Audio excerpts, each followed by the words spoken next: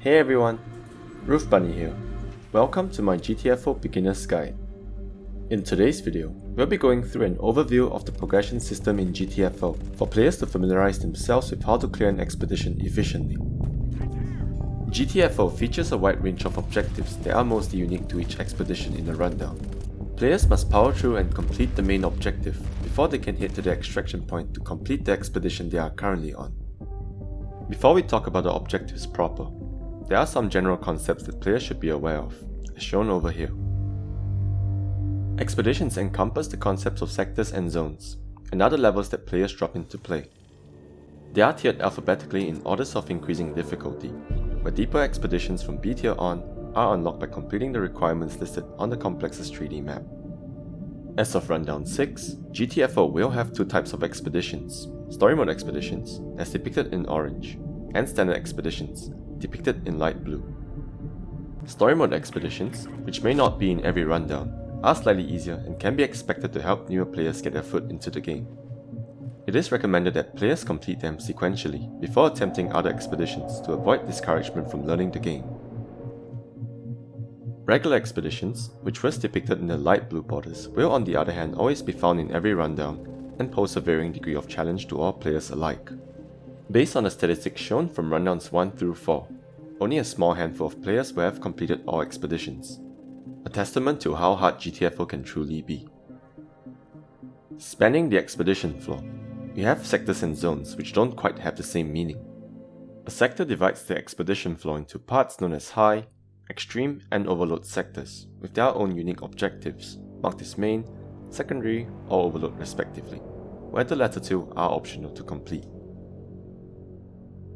Unique zone numbers in non-incremental or decremental orders are assigned to each sector to minimize confusion, where in this case, zones 15 to 20 represents the High sector, 131 to 132 represents the Extreme sector, and 302 represents the Overload sector.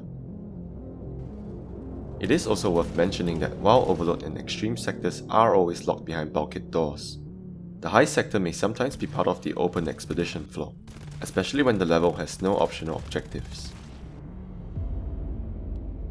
Zones make up the expedition floor and serves as an exploration area, where players continuously push through zones in order to complete their objectives.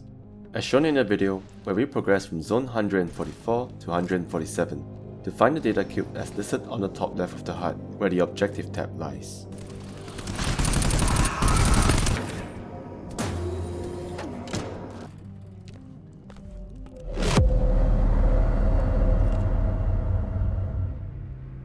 Much like how a sector can be divided into three, zones can also be divided into rooms, categorized by letters identifiable within the game, simply by looking at the door or the signs painted on the room, allowing for players to speed up their exploration, especially when they are looking for the particular room to progress in their objective. This can be seen in the video, where the team was tasked to stabilize the light system using the password lock terminals found in zone 183. To quickly progress in this objective, the team identifies and moves to the door that leads to zone 185, focusing primarily on completing the objective, which was to retrieve the 4-character passwords to unlock the terminal and stabilize the light system.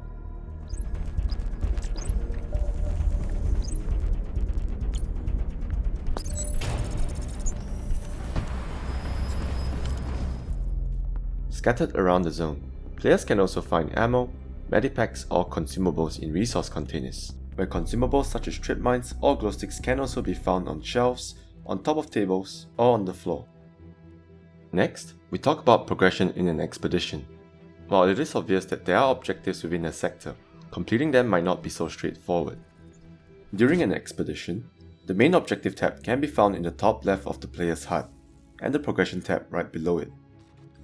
As players continue to find out more about the objective, either by using the terminal, touching security doors that lead to the main objective, or simply walking into the room where the objective is, the progression tab will continue to be updated to keep players on the right track. Almost every zone will have a terminal, and it is definitely worth the player's time to look for one before progressing in the expedition.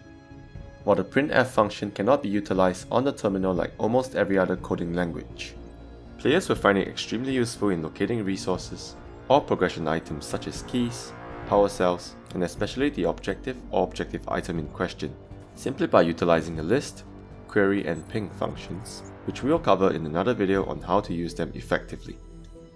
Although all resource packs have an assigned ID, consumable items such as glow sticks or fog repellers do not have an ID, and thus cannot be listed, queried or pinged, so do take note. Next, we have some progression items as shown here, which may or may not be optional. Colored keys are unique progression items used to unlock specific security doors in an expedition. They are found in resource containers in specific zones and will most of the time require players to work for it. Unlike most games where progression items are shared, the player that picks up the key will be the only player that has it in their inventory. An important information for some levels that may involve a single individual sneaking around.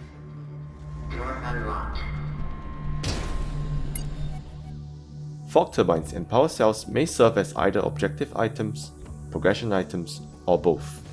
The fog turbine functions as a mobile fog repeller when picked up, clearing up fog in the radius around the player holding it after a short wind-up time. Dropping it, however, reverses this effect, and fog will once again be filled up in the area after a short amount of time. On levels where it is not part of the main objective, players can choose not to collect it, at the expense of choking on fog for the rest of the level. Power cells as progression items are mandatory to unlock unpowered security doors. When they are present in the level, they can be dropped in with players, found on shelves, or on top of surfaces, emitting a low whirring sound akin to a graphics card. Some expeditions also offer additional resources such as ammo, medipacks or disinfection behind optional zones which are locked by generators. To unlock them, players will have to locate and place an optional power cell into the specified generator and complete the corresponding security scan. Finally, we have the bulkhead keys, which are inserted into a bulkhead door controller to unlock a bulkhead door.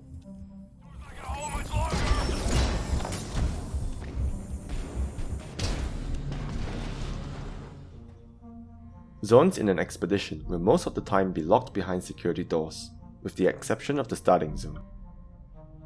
Unlike the normal doors found within a zone, security doors may come in multiple states. Unlocked doors can be directly opened by any player, serving simply as a barrier to the next zone. A keycard lock door may be opened when players retrieve and insert the corresponding colored key to open it. An unpowered door will require players to insert a power cell into the specified generator before the door can be unlocked. Doors under emergency lockdown will require players to start or complete an objective before the door can be opened. Blood doors may include any of the above mentioned door types, but has a special surprise when opened. They can be identified by the stained blood streaks on the door and the loud incessant banging and screaming behind the door.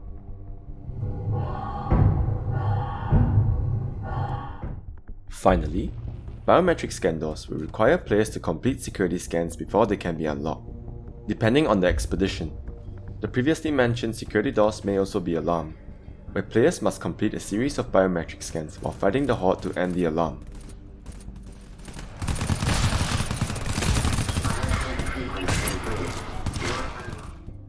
Alarms will always spawn large groups of enemies in the expedition floor, away from the room that players are currently in. Any dormant enemies found in their path will be alerted when the enemies scream, or when a player fires a bullet in their waking proximity. As shown in this example, when mines were deployed outside of the door to wake the room. This door's not gonna hold much longer!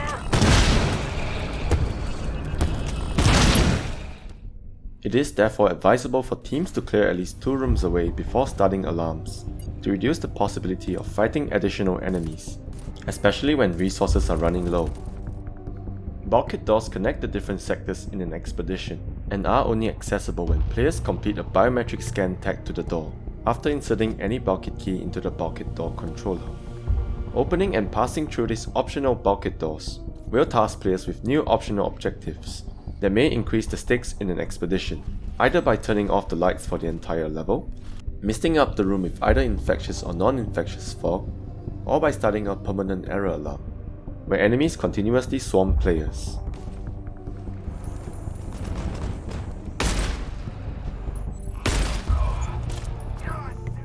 Based on the expedition, players may sometimes be given the choice to leave an optional objective halfway, should the bulkhead key not be required to unlock the main objective, or when the bulkhead key can be found before finishing the optional objective.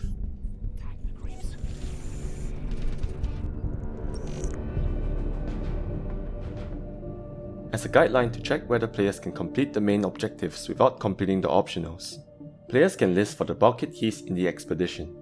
Depending on the amount of bulkhead keys and DCs present, they can then make the following educated guesses before they reach the DC. In spite of the difficulty that the game presents, GTFO has also most recently included an in-game checkpoint system, allowing for players to continue from a safe checkpoint should the entire team fall. The current system does not allow for progress to be saved once the session is concluded, so make sure that everyone is on the same page before the host leaves the game. So this has been an overview on the general progression system in GTFO. While topics such as different alarm types, room clearing, specific objective types, or effective terminal usage were not covered in this video, a separate overview covering each of them individually will be made, as they cover a wide scope of topics and deserve a video on their own. Thank you guys so much for watching. Leave a comment down below on which topic you'd like me to cover first so I can cater my content better to you guys. And if you liked what was presented, please consider liking, sharing, and subscribing, as it helps me grow in my YouTube journey with you guys. Until next time, auf Wiedersehen.